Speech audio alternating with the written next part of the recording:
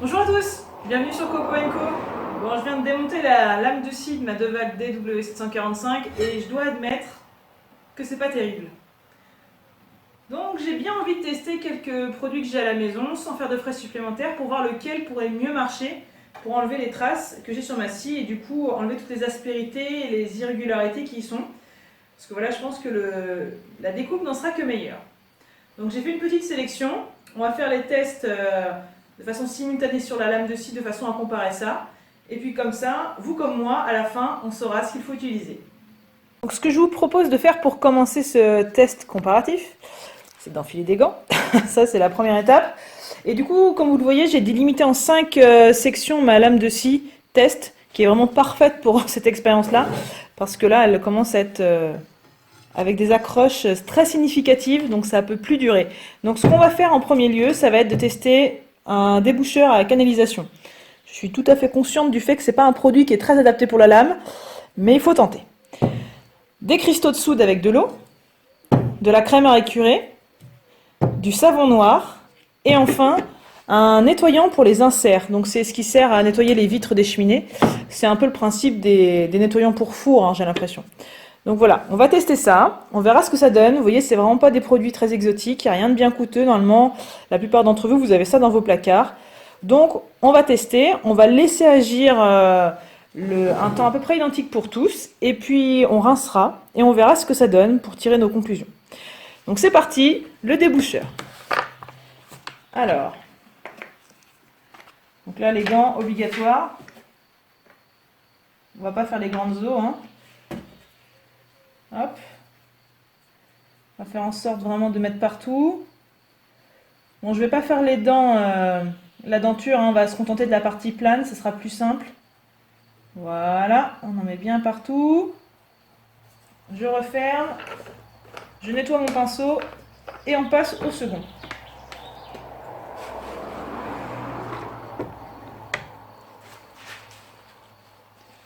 Alors le second, c'est les cristaux de soude. Alors, les cristaux de soude, il faut les mélanger avec de l'eau tiède si possible. Ça tombe bien, j'en ai emmené. Cette vidéo a bien été organisée, on dirait. On va bien les écraser. Ça sera plus facile à se dissoudre. Voilà. Un petit peu d'eau, on va faire notre pâte.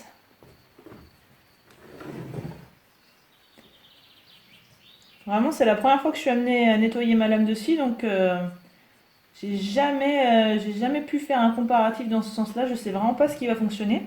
J'espère au moins qu'il y en aura un ou deux qui vont fonctionner. Sinon, j'aurai une lame assez atypique. Voilà. Donc ça, les cristaux de soude, c'est bon. On va bien nettoyer à côté pour pas qu'il y ait de transfert. Le numéro 3, la crème à récurer. Alors c'est pour récurer, vous allez me dire, vous n'avez pas tort. À la fin, de toute manière, j'ai prévu d'avoir une brosse souple, un peu du style brosse à dents, pour bien essayer de retirer les petits morceaux qui me font toutes ces saletés là. Donc de toute manière, il y aura, bien sûr, il y a l'effet abrasif qui est dans la solution, hein, parce que c'est comme un petit peeling, quoi. C'est comme des petites perles qui se frottent à la matière et qui du coup enlèvent le superflu.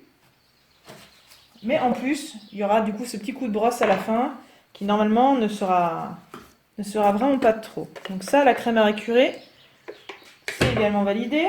Ensuite, le savon noir. Là, c'est un spray. Ça va être relativement simple à mettre en œuvre. Donc c'est du savon noir liquide, hein. Hop. On voit déjà que ça prend de la couleur, donc on voit déjà que c'est en train d'agir. Ce qui est plutôt encourageant pour la suite. Hop. Et le dernier produit en test, le nettoyant pour insert. Hop. Pareil, on étale. Ah bah là c'est pareil, là c'est encore plus flagrant que sur les autres. Le liquide il est déjà noir à peine en étant à peine posé. Ah oui non, le peu que je frotte ça enlève déjà tout. Je sens que c'est un candidat très sérieux. pour la tâche qu'on lui a demandé de faire. Voilà, bah, on va laisser agir ça quelques minutes. Et on va dire une dizaine de minutes. Et puis on revient juste après pour voir ce que ça a donné.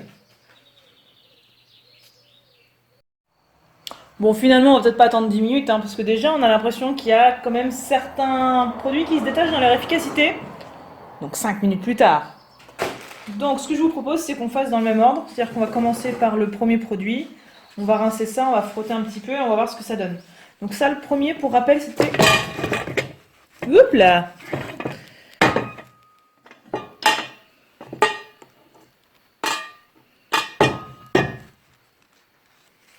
Donc pour rappel, on va commencer par le premier qui était le déboucheur. Allez, je pensais pas comme ça parce que ça avait pas l'air d'être désincrusté.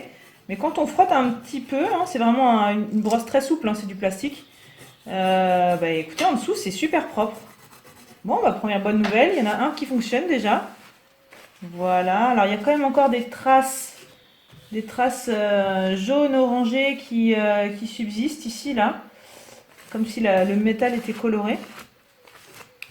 Mais quand même, le gros des morceaux, vous voyez, le papier est vraiment sale, donc ça veut dire qu'il y a vraiment eu un transfert de toutes les impuretés qui étaient là. Donc le premier fonctionne, c'est une bonne chose. Je rince la petite brosse pour pas qu'il y ait de... Hop. Qu'il y ait confusion dans les produits. Donc le second, c'était les cristaux de soude avec de l'eau. Donc si je frotte, ouais, bah rien à voir, hein, ça reste encore bien accroché. Rien ne part. Bon, bah si je dois recommencer, je ne prendrai pas des cristaux de soude pour les laver. Hein. Hop. On enlève ça. On voit bien, il y a encore pas mal de dépôts. C'est parti à quelques endroits, mais vraiment rien de bien concluant. Il y a encore des grosses traces. Bon. Mais clairement pas dans le peloton de tête. Ensuite, le troisième, c'était la crème à récurer. Donc, pareil, on va faire un petit coup de brosse pour aider au nettoyage. Bon, la crème devient pas, elle devient un peu grise, mais il n'y a rien de significatif quand même. Je vois encore par transparence ce qu'il y a en dessous. Bon, j'aurais pensé ça plus efficace quand même. Donc on voit encore pas mal de traces de résidus. On va rincer avec un petit peu d'eau, que ce soit plus propre. Bon, rien de probant pour la 3 non plus. Jusqu'à présent, c'est quand même le déboucheur à canalisation qui a fait son taf. Alors ensuite, ici on avait le savon noir. Donc je vais le réhumidifier un petit peu. Parce qu'il il a séché en fait hyper rapidement. Hein. À peine quelques minutes après que je l'ai mis, il était déjà sec. Et pour autant, quand on frotte avec du coup de l'eau un petit peu tiède par derrière, on voit que ça se détache. Ça se détache, mais c'est clairement pas ce qu'il y a de plus efficace. Bon. Voilà. Et donc peut-être le meilleur pour la fin, le nettoyant pour les vitres à insert. Alors, celui-ci, à peine on l'avait mis, on voyait que ça s'en allait vachement bien. En fait, pour celui-ci, je pense qu'il n'était même pas nécessaire d'attendre 5 minutes. Hein. Ouais, ça part super bien et j'ai l'impression qu'il y a peut-être un peu moins de traces derrière qui résistent, enfin qui restent. On va voir ça. Ah ouais, c'est vraiment convaincant quoi. Hop. Bon, et bah franchement, le nettoyant à insert vous est chaudement recommandé pour le nettoyage de vos scies par Copo & Co. Je vais vous faire voir ça de près du coup. Alors tout a été effacé, comme quoi les produits ont bien fonctionné sur le marqueur mais pas sur la lame. Donc le déboucheur, on voit il y a encore des traces circulaires là, jaune-orange, où étaient justement les satés incrustés avant. Donc celle-ci, voilà, c'est efficace pour les morceaux, mais ça nettoie pas bien en profondeur. Le second, c'était les cristaux de soude. Bon, voilà, c'est sans appel, c'est pas du tout concluant. Le troisième, c'était la crème à récurer. Bon bah voilà, pareil, hein, il y a encore pas mal de traces quand même. Puis ça met un léger voile blanc sur le dessus de la lame. Le 4 ici, là, c'était le savon noir. Donc on voit, il y a encore des traces. Ça a quand même enlevé pas mal de choses, hein, mais il y a encore des traces. Et le dernier, voilà, carton plein, le nettoyant à insert. Alors on a l'impression qu'il reste des traces, mais en fait non, c'est parce que c'est plus propre que ce qu'il y avait en dessous, on dirait. Vous voyez, comparé à l'autre, les traces, elles sont vraiment plus visibles. Là, c'est nickel. Il n'y a plus qu'à bien faire toutes les dents et toute la partie... des des deux côtés. Et ça sera vraiment très concluant. Donc le grand gagnant du test de nettoyage de scie Copo & Co est le nettoyant à vitre pour foyer et insert. Voilà, et en même temps ça m'étonne pas beaucoup parce que c'est vrai que ces dépôts-là, ils ont été fixés sur le fer, donc comme un four d'ailleurs, grâce à la chaleur, ou plutôt à cause de la chaleur du bois contre la lame qui tournait, du coup, qui était chaude, quoi. Donc en fait, à mon avis, c'est pour ça que ça fonctionne bien, c'est que ce sont les mêmes types de résidus, des résidus collés par la chaleur sur des parties métalliques. Donc ça m'étonne pas, et c'est vraiment très concluant, donc je vais faire tout le reste. Je pense que la lame ne va pas m'en vouloir. Voilà, bah écoutez, j'espère que ce test vous a été utile.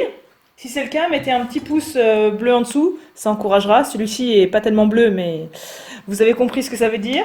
N'hésitez pas à vous abonner parce que du coup, si vous avez aimé cette vidéo, il y a de fortes chances que les autres vous soient également utiles. Donc n'hésitez pas à vous abonner, comme ça vous aurez connaissance des futures vidéos mises en ligne. Voilà, bah écoutez, je vous dis à très bientôt. Moi, j'ai plus qu'à nettoyer toute ma lame pour qu'elle soit resplendissante et qu'elle coupe comme au premier jour. Et puis, on se voit très vite pour des prochaines vidéos sur la menuiserie, sur les copeaux et tout ce qui vous plaît et qui me plaît aussi. Allez, à très bientôt. Allez-y, c'est parti.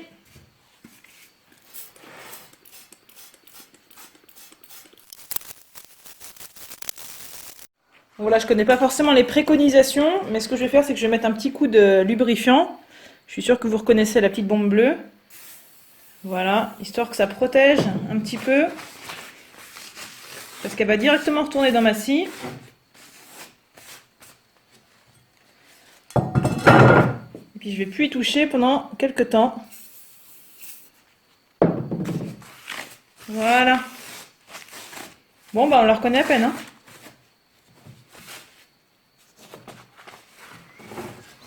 Du coup, elle est un petit peu glissante, ce qui n'est pas illogique. Et voilà, travail terminé. Et puis finalement, avec le produit que j'ai utilisé, il n'y a même pas besoin d'attendre, parce qu'à peine c'était pulvérisé, on voyait déjà que tout était en train de se dissoudre. Donc voilà, c'est achevé, mission accomplie. Mission accomplie, à très bientôt sur Copo & Co.